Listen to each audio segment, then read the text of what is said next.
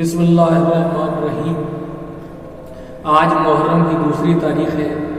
جیسا کہ میں نے پچھلی مجلس میں بھی آپ سے درخواست کی تھی کہ سرکار نے یعنی شاسن نے ہمیں ایک موقع دیا ہے اپنی عزاداری کو اور بڑھا چڑھا کر کرنے کا، جہاں پہلے ہم چند امام بارگاہوں میں مجلسیں کر کے بی بی فاطمہ صدیقہ طاہرہ کو پرسہ دے رہے تھے، آج گھر گھر سے مجلس ہو رہی ہے اور کروڑوں گھروں سے بی بی فاطمہ صدیقہ طاہرہ کو پرسہ دیا جا رہا ہے۔ اسی سلسلے میں ہمارے مشن حسین یوٹیوب چینل کے ذریعے بھی ہم مجلسیں لگاتار کر رہے ہیں۔ آپ سبھی سے دستبستہ گزارش ہے کہ اس چینل کو سبسکرائب کریں، لائک کریں اور اس چینل کو زیادہ سے زیادہ لوگوں کے درمیان پہنچائیں تاکہ وہ لوگ بھی ثواب دارین حاصل کر سکیں۔ مجھے امید ہی نہیں پورا یقین ہے کہ آپ لوگ ضرور اس نیک کام میں میری مدد کریں گے انشاءاللہ۔ بسم اللہ الرحمن الرحیم۔ مسلمانوں کا نبی صلی اللہ علیہ وسلم اپنی پیاری اور اکلوتی بیٹی جناب سیدہ صلوات اللہ علیہ کا امت سے تعارف کراتے ہوئے ارشاد فرما رہا ہے کہ دیکھو فاطمہ صلوات اللہ علیہ میرا ٹکڑا ہے۔ رسالت مآب صلی اللہ علیہ وسلم یہ حدیث عام انسانوں کے لیے عموماً اور کلمہ گو مسلمانوں کے لیے خصوصاً بے حد توجہ طلب اور فکر انگیز ہے۔ ارباب و فکر و نظر قبل اس کے کہ سیرت معصومہ علیہ السلام پر روشنی ڈالی جائے، مناسب معلوم یہ ہوتا ہے کہ اس حدیث کے بیان کرنے والے کا بھی ہلکا پھلکا تعارف کرا دیا جائے، کیونکہ جب تک بات کرنے والے کی حیثیت ہی کا تعارف نہ ہوگا اس وقت تک اس کی کہی ہوئی بات کا کیا اثر ہو سکتا ہے۔ آئیے رسالت مآب کا صحیح تعارف حاصل کرنے کے لیے قرآن مجید اٹھائیں، کیونکہ اس پر سارے مسلمانوں کا بلا اختلاف ایمان ہے۔ اور قرآن کھولا تو سورہ نظم میں رسول مقبول کا بھرپور تعارف موجود ملا۔ اعلان ہو رہا ہے میرا رسول تو کوئی بات کرتا ہی نہیں مگر وہی الہی کے مطابق۔ بات صاف ہے کہ جب رسول اپنی مرضی کی اور خواہش سے کچھ بولتا ہی نہیں بلکہ جو کچھ کہتا ہے وہ خدا کہلاتا ہے، تو رسول صلی اللہ علیہ وسلم کی کہی ہوئی بات رسول کی نہیں بلکہ اس رب کی ہے۔ اب سیدہ صلوات اللہ علیہ کونین کے لیے بھی آپ جو کچھ فرمائیں گے وہ فرمان آپ کا نہیں بلکہ اعلان خدا یا خالق کا ہوگا۔ آپ کا تعلق صرف جنبش زبان تک نہیں ہے بس لہذا ثابت ہوا کہ فاطمہ صلی اللہ علیہ کا تعارف فاطمہ کا باپ نہیں کرا رہا ہے بلکہ خدا بذریعہ محمد صلی اللہ علیہ وسلم پہنچا رہا ہے۔ اس لیے حضرت سیدہ صلی اللہ علیہ کی منزلت اور احترام اور اہمیت سے انکار رسالت مآب صلی اللہ علیہ وسلم کی توہین ہے اور حکم الہی سے رخ برداری ہے۔ ارباب و فکر و نظر، قرآن مجید بے شک ہماری ایمانی کتاب ہے لیکن تنہا کتاب کافی نہیں ہوا کرتی۔ والدین بچوں کو پڑھانے بٹھاتے ہیں تو تنہا مولوی صاحب ان کا قاعدہ نہیں ہاتھ میں پڑھا دیتے بلکہ ساتھ میں ایک استاد کو بھی منتخب کیا جاتا ہے۔ استاد کی ضرورت محض بچے کو نہیں بلکہ ہر اس عمر کے شخص کو ہوا کرتی ہے۔ اگر صرف کتابیں کافی ہوتی تو یہ مدرسے، اسکول، کالج دنیا میں نہیں ہوتے، بلکہ یہی صورت مذہب اسلام کی بھی ہے۔ قرآن سے ہمیں علم تو ملتا ہے مگر درس عمل نہیں ملتا۔ اس کے لیے خالق نے محمد صلی اللہ علیہ وسلم اور آل محمد صلی اللہ علیہ وسلم کی معصوم ہستیاں خلق فرمائی۔ یوں بھی قرآن خدا کا کلام ہے اور کلام ہمیشہ لب و لہجہ کا محتاج ہوا کرتا ہے۔ خدا نے مردوں کی حمایت کے لیے محمد صلی اللہ علیہ وسلم اور آل محمد صلی اللہ علیہ وسلم کو نمونہ عمل قرار دے کر بھیجا تو عورتوں کی رہنمائی کے لیے اپنی کنیز خاص سیدہ کونین کو خلق فرمایا۔ ارباب و فکر و نظر، میں نے پچھلی مجلس میں سیرت معصومہ علیہ السلام کی روشنی میں یہ سنایا تھا کہ عورت کا باحیثیت بیٹی کے کیسا ہونا چاہیے۔ آج کی مجلس میں ہمیں شہزادی کی سیرت سے یہ سبق سیکھنا ہے کہ باحیثیت جوزہ کے عورت کا کیسا ہونا چاہیے۔ ارباب و فکر و نظر، اکثر دیکھا گیا ہے کہ شادی کے بعد عورتوں میں حسد کا جذبہ بہت بڑھ جاتا ہے وہ دوسری عورتوں کو اپنے سے اچھا دیکھنا پسند نہیں کرتی۔ اسلام میں سب سے بڑی مذمت بتلائی گئی ہے۔ جناب سیدہ صلی اللہ علیہ اس سے کوسوں دور تھی، چنانچہ مشہور ہے کہ ایک بار ایک عورت اپنے ایک زیور دکھانے لگی، باوجود اس کے کہ آپ کے پاس ایک بھی زیور نہ تھا، مگر آپ ذرہ بھر بھی ملول نہ ہوئی اور نہ کسی قسم کا حسد پیدا ہوا، بلکہ جب تک وہ عورت بیٹھی رہی برابر خوش دلی سے اس کی دلجوئی کرتی رہی۔ ایک مسلمان عورت کو چاہیے کہ سیرت معصومہ علیہ السلام پر زیادہ سے زیادہ چلنے کی کوشش کرے، یہی ہماری زندگی کا معراج ہے اور یہی ہماری کامیابی و کامرانی بھی ہے۔ اور پھر جناب سیدہ کا تو ہم پر وہ عظیم احسان ہے جس سے ہم سر نہیں اٹھا سکتے۔ دنیا جو چند روز ہے، یہاں اگر ہمیں ذرہ کا سا بھی فائدہ پہنچا دیتی ہے تو اس کے احسان کو چکانے کی حتی الامکان کوشش کرتے ہیں، اس کو راضی و خوشی کرنے کی فکر میں لگے رہتے ہیں۔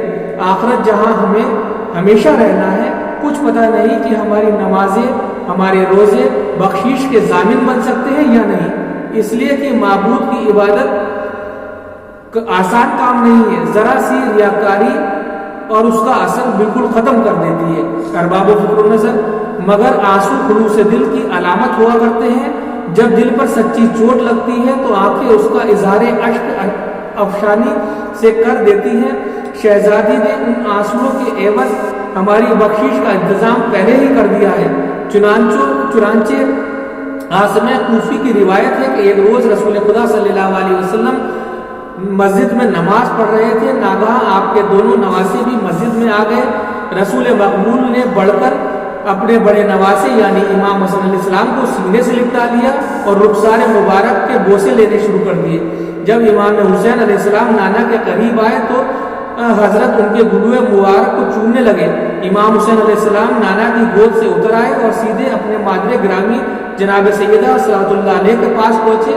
ماں نے بیٹے کو آتے دیکھا، خوش ہو گئی، مگر جب چہرے پر نظر گئی تو دیکھا کہ حسین کا چہرہ اترا ہوا ہے۔ بے چین ہو گئی، پوچھا میرے لال تیرے چہرے پہ مایوسی کیسی ہے؟ کہا اماں جان، نانا مسجد میں نماز پڑھ رہے تھے، ہم اور بھیا حسن کھیلتے ہوئے قریب پہنچ گئے، نانا نے بڑھ کر بھیا حسن کو سینے سے لپٹا لیا اور رخسار کا بوسہ لینا شروع کر دیا۔ یہ دیکھ کر میں بھی نانا کی گود میں بیٹھ گیا۔ نانا نے پہلے مجھے غور سے دیکھا اور میرے گلے کو چومنے لگے۔ اماں جان، کیا نانا مجھ سے کم محبت کرتے ہیں یا شاید مجھ سے خفا رہے ہوں؟ یہ کہتے کہتے حسین کی آواز بھرا گئی، آنکھوں میں آنسو بھر آئے۔ چاہنے والی ماں یہ منظر دیکھتے ہی بے چین ہو گئی، اٹھی، سروں پر چادر اوڑھی، کہا بیٹا میں ابھی آتی ہوں۔ یہ کہہ کر مسجد کی طرف دوڑی۔ حالت یہ تھی کہ چادر کا کونا زمین پر خط دیتا جا رہا تھا، سانسیں سینے میں الجھ رہی تھی۔ رسول صلی اللہ علیہ وسلم نے اپنی بیٹی کے اس عالم میں آتے ہوئے دیکھا، گھبرا کر کھڑے ہو گئے اور پوچھا سیدہ خیر تو ہے؟ کہا بابا انصاف طلب کرنے آئی ہوں، حسین آپ سے خفا ہو گئے؟ رسول نے حیرت سے پوچھا کیوں بیٹی؟ کہا بابا جان صرف اتنا بتا دیجئے کہ آپ حسین سے ناراض ہیں۔ کہا نہیں میرے پیارے جگر، میں دونوں بچوں کے ان سے برابر سے عزیز پاک رکھتا ہوں۔ کہا بابا پھر کیا وجہ ہے کہ آپ نے حسن کے رخسار پر بوسہ لیا اور جبکہ حسین آگے بڑھے تو ان کے گلے کو چوما؟ رسول صلی اللہ علیہ وسلم نے ایک آہ سرد کھینچی اور کہا بیٹی اس کی وجہ نہ پوچھ، لیکن جب حضرت فاطمہ صدیقہ طاہرہ بضد ہوئی تو فرمایا سنو۔ جو ہی یہ دونوں بچے مسجد میں داخل ہوئے فوراً جبرائیل امین نازل ہوئے اور خبر دی کہ رسول صلی اللہ علیہ وسلم آپ کے بڑے نواسے کو زہر دیا جائے گا، جس کے کلیجے کے ٹکڑے منہ سے گریں گے اور چھوٹے نواسے کو 3 دن کا بھوکا پیاسا لعین سوکھے گلے پر خون کنجر سے قطع کریں گے۔ اے میری پارے جگر، شاید اب سمجھ گئی ہو کہ میں نے حسین کا گلا کیوں چوما اور حسن کے دہن کو کیوں بوسے لیے۔ یہ سنتے ہی فاطمہ زہرا صلی اللہ علیہ نے بیتابی سے پوچھا کیوں بابا، کیا اس وقت کوئی مدد کرنے والا نہ ہوگا؟ رسول نے کہا بیٹی اس وقت جبکہ حسین گرم ریتی پر تڑپ رہے ہوں گے، نہ ہم ہوں گے، نہ تم ہوں گی، نہ علی ہوں گے، ہر طرف سوائے دشمنوں کے کوئی ایک بھی دوست نہ ہوگا۔ رسول کی بات ابھی ختم نہ ہوئی تھی کہ جناب سیدہ نے ایک چیخ ماری اور بے ہوش ہو گئی۔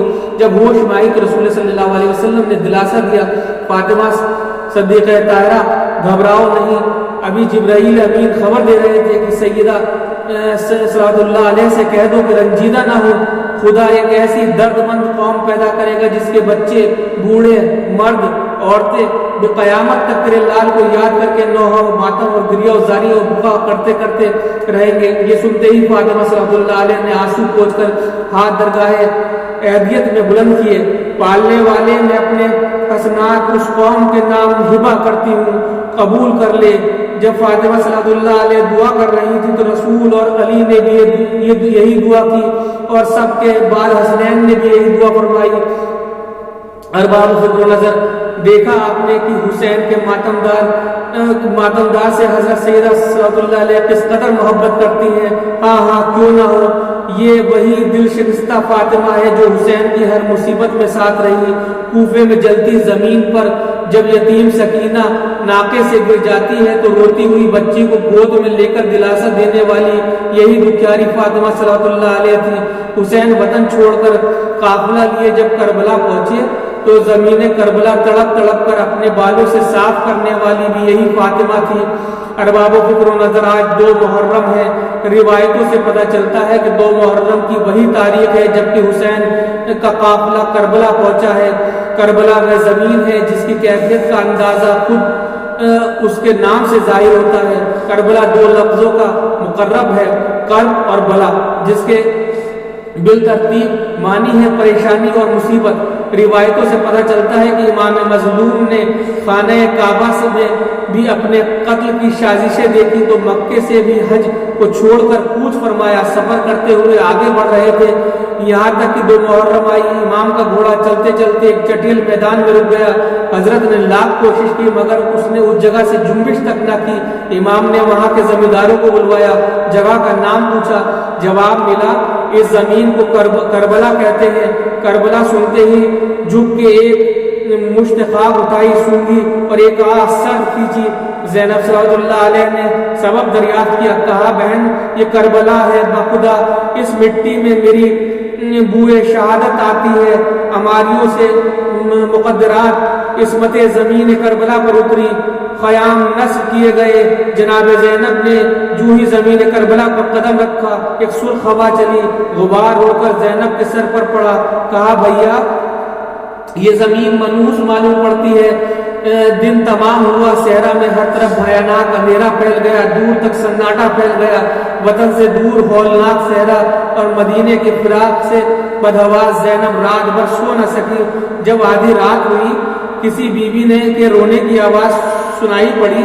زینب نے بچوں کو سلا دیا اور خود پوری شب بیٹھ کر کبھی ٹہل کر رات آنکھوں میں کاٹ دی۔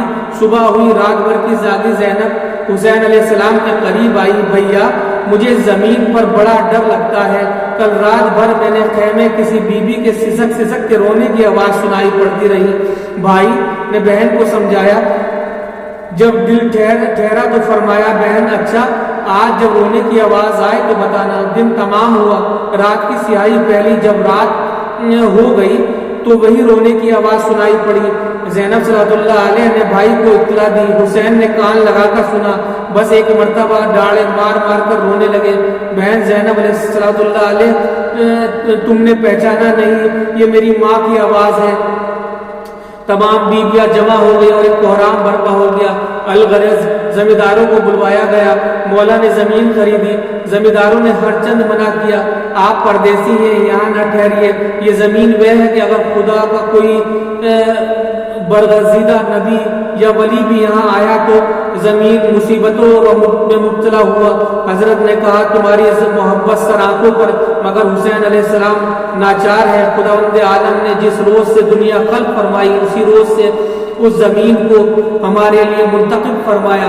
ارباب و فکر و نظر، اس کے بعد مولا آنکھوں سے آنسو بھر کے زمینداروں سے پھر سے مخاطب ہوئے، اے کربلا کے زمینداروں، تمہاری محبت اور شرافت دیکھ کر حسین چند وصیتیں کرنا چاہتا ہے، اگر ہو سکے تو پوری کر دینا۔ سب نے ایک آواز ہو کر کہا آپ پردیسی ہیں، آپ کی ہر خدمت کے لیے ہم لوگ حاضر ہیں۔ فرمایا جو کچھ کہنا چاہتے ہیں کہیے۔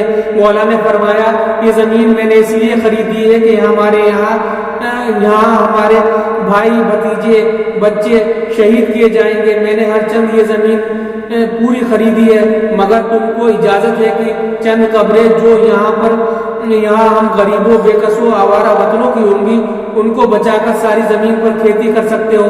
دوسری وصیت یہ ہے کہ جو میرا زائر میری قبر کا نشان پوچھتا ہوا آئے تو اسے جھڑکنا نہیں بلکہ میری قبر تک پہنچا دے گا، اس سے خلق و مروت سے پیش آنا، کیونکہ میرے چاہنے والے دور دراز سے صبر کی تکلیفیں جھیل کر ہماری زیارت کو حاضر ہوں گے۔ حسین نے تیسری وصیت یہ کی کہ میرے زائر کو 3 دن تک مہمان رکھنا، حتی الامکان اسے آرام دینا۔ یہ احسان میرے زائروں پر نہیں بلکہ تم لوگوں کا مجھ غریب پر ہوگا۔ اس کے بعد حسین نے فرمایا، اے میرے بھائیوں، تمہارے نبی کا نواسہ تم سے ایک اور حاجت رکھتا ہے۔ انہوں نے کہا، حکم فرمائیے۔ آپ نے فرمایا، یہ قوم ذبحکار ہمارے خون کی پیاسی ہے، اس کو میں عزیزوں، انصار و اطفال خرد سال کے قتل کر کے رگے گرم و بے غسل و کفن چھوڑ دے گی۔ حسین تم سے یہی امید کرتا ہے کہ ہماری لاشوں کو ایک گور کھود کر دفن کر دینا۔ اس کے بعد مولا بنی اسد کی عورتوں کی طرف مخاطب ہوئے، فرمایا، اگر تمہارے مرد حاکم کے خوف سے ہمارے دفن کے تعامل کرے تو تم انہیں غیرت دلا کر ہم بے دیاروں کو دفن کے لیے آمادہ کرنا۔ اس کے بعد بنی اسد کے بچوں کی طرف متوجہ ہوئے، آپ دیدہ ہو کر فرمایا، اے میرے پیارے بچوں، اگر تمہارے ماں باپ ہمیں دفن نہ کر سکے تو ایک ایک مٹھی خاک لے کر کھیلتے ہوئے یہاں چلے آنا اور ہم غریبوں کی لاشوں پر اس قدر خاک ڈالنا کہ جس مٹی سے چھپ جائے۔ تم لوگ بچے ہو، بچوں سے کوئی تعرض نہیں کرتا۔ حضرت کی یہ درد بڑی کہانی سن کر وہ زمیندار پھوٹ پھوٹ کر رونے لگے۔ خیموں میں قرآن برپا ہو گیا، معلوم ہوتا تھا کہ جسے آج عاشور کا دن آ گیا ہے۔